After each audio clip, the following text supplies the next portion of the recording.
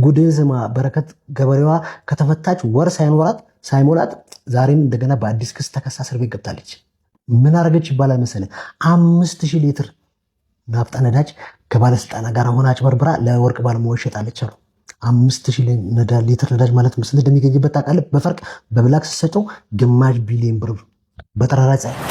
እንግዲህ በዚህ 2 ቀን የተነገረ ዜና አለ። በረከት ገበሬዋ እንደምታውቋት ባለሀብቷ ትልቅ የሙስና ክስ ቀርቦባት ስሟ ተለጥፏል።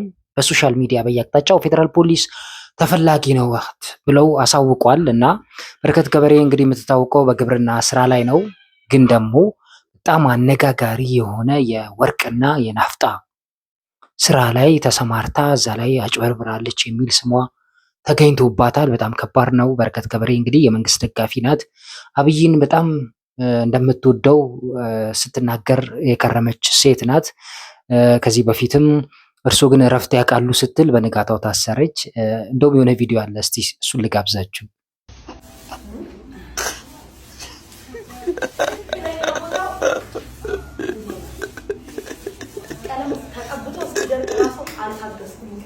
እንደምትመለከቱት ይሄ ቪዲዮ እንግዲህ የዶክተር አብይን ፎቶ እየወለወለች እያጸዳች ቪዲዮ የለቀቀችው ነው። በጣም ነው የምትወዳቸው። ነገር ግን መሪያችን ለእሷም አራሩም በከፍተኛ ወንጀል ተጠርጥራ እየተፈለገች ነው። ምን ተባሉ? ከዛ በኋላስ ምክንያቱ ምንድን ነው? እሷስ ምን ምላሽ ሰጠች? የሚሉትን እንዲሁም የሰውን ሀሳብ ከዚህም ከዛም ያመጣናቸው ምርጥ ሀሳቦችን ይዤላችሁ ቀርብ ያለው ቪዲዮ ላይክ በማድረግ ጀምሩ። ይመቻችሁ። ኦኬ በረከት ማንም በሚያውቀው አብዛኞቻችሁ ካላወቃችሁ በተለይ ኦሮሚያ ክልል ላይ ገንዘብ ከአብዛኞቹ ሰዎች የተቀበለች መሬት እንደ ጉድ አሰጣለሁ ትላለች። በቀላሉ ብዙ ሰዎች ተጭበርብረናል ይላሉ። ነገር ግን መክሰስ የማይችሉበት መንገድ ገንዘቡን የሚከፍሏት ኢንፎርማሊ ነው። ከመቶ በላይ ሰዎች ላመጣላችሁ ይችላሉ። ኦሮሚያ ክልል ለእርሻ የሚሆናችሁን መሬት ባጭሩ ወዲያው ማሰጣት ነው የምንሰማው ያለው። እንግዲህ በረከት ጥሩ ኢንቨስተር ናት። እዛም እዚህም ገበሬዎች ላይ የሄደች ምርቶችን ታመርታለች። ቲማቲሞች፣ የተለያዩ አትክልቶችን ያመረተች አሳዎችን ሳይቀራት የምትሰራ ገበሬ እንደነበረች ነው ከዚህ በፊት የምናውቀው። እንግዲህ ከእያንዳንዱ ሰው ጀርባ ያለው ሚስጥር ማንም ሰው አያውቅም። እንደዚህ ሲጋለጥና መንግስት ወይም የፖሊስ አካል ሲያጋልጥ ነው የምናውቀው። እስቲ ሀሳቦች ይቀጥላሉ። እናንተስ ምንስ ኮመንት አላችሁ? ይቀጥላል ተብሎ የሁሉ ቦታ ሲሰጥሽ ነዳጅ ነበርን እየቆፈርሽ የምታወጪው እየቆፈርሽ የምታወጪው ወርቅ ነበር እንዴ? በዚህ ሁሉ ብር አሁን የምትፈለጊው? እኔ እኮ ግራ ገባኝ እኮ። እንዴት ነው እቺ ልጅ ቦቴ አድርጋ ቀይ አፈር ለቀይ አፈር ቦቴ አድርጋ ወደኋላ ወደፊት የምትለውል ነበር እኮ። አንድ ቀንም እኮ ነዳጅ ስቀጂ እኮ ከነ መኪናሽ ማዲያ ወይም ነዳጅ የሚቀዳበት ቦታ ታይተሽ አታውቂም አሉ። በቲማቲም መልኩ ነዳጅ ነበር አሉ ስታወጪ የነበረው። እኔ ምንም አላልኩም። እንግዲህ ዛሬ የለቀቁትን ቪዲዮ አይቼ ነው። ለማንኛውም ግን በረከት ምችት ይበልሽ አባቴ። እንግዲህ የኢትዮጵያ ሕዝብ ከባድ ነው። አንዴ ሕዝብ አይድረስብን ነው እንግዲህ። አንዴ የሆነ ነገር ከተገኘበት እዛው ባለው ሚስማር መምታት ነው የሚያውቀው። እኛ ሕዝብ በየአቅጣጫው እንግዲህ ተነስተውባታል። ከባድ ነው አይደል? እንደ ናፍጣ ተወደደ ተብሎ አሁን ሀገራችን ምስቅልቅል ውስጥ በገባችበት ወቅት እንዲህ አይነት ላይ መሰማራቷ ለእሷም አስገራሚ ነገር ነው። እውነት ይሁን ውሸት የሚረጋገጥ በፍርድ ቤት ይሆናል። ግን መንግስት እየፈለጋት ይገኛል።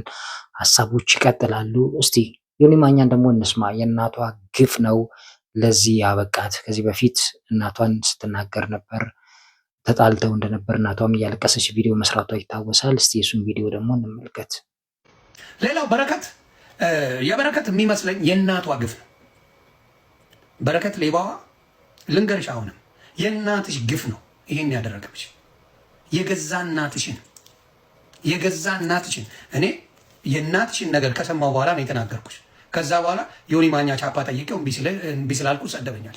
ዮኒ ማኛ እንግዲህ ያለ የሚገኘው የእናቷ ግፍ ነው። እናቷ ከዚህ በፊት በጣም እያለቀሰች ልጅ አይደለችም፣ ጨክናኝብኛለች፣ አትረዳኝም፣ ብዙ ነገሮች ሀሳብ ሰጥታ ነበር። እሷም ደግሞ በደፈናው ከዚህ በኋላ ከሷ ጋር ግንኙነት የለኝም እያለች ስትናገር ነበር። ከባድ ነው እንግዲህ ከየአቅጣጫው ብዙ ነገር የተነሳባት ይገኛል። በረከት ገበሬዋ እሷ ግን በመጨረሻ ማስተባበያ ጽሁፍ ለቃለች ፌስቡክ ላይ። ጽሁፉ ማስተባበያው ምን ይመስላል የሚለውን እኔ እና ፕሮግራማችን እናበቃለን። ቪዲዮ ላይክ አድርጉ።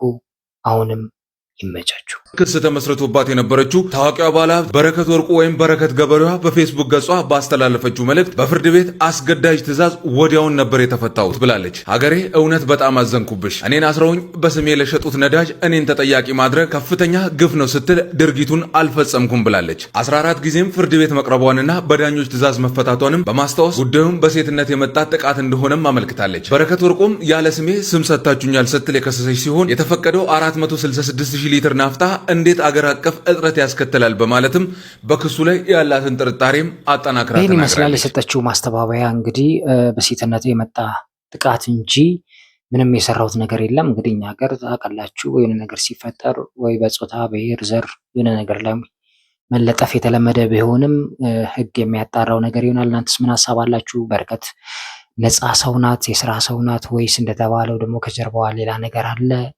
እኛ ግን አበቃ።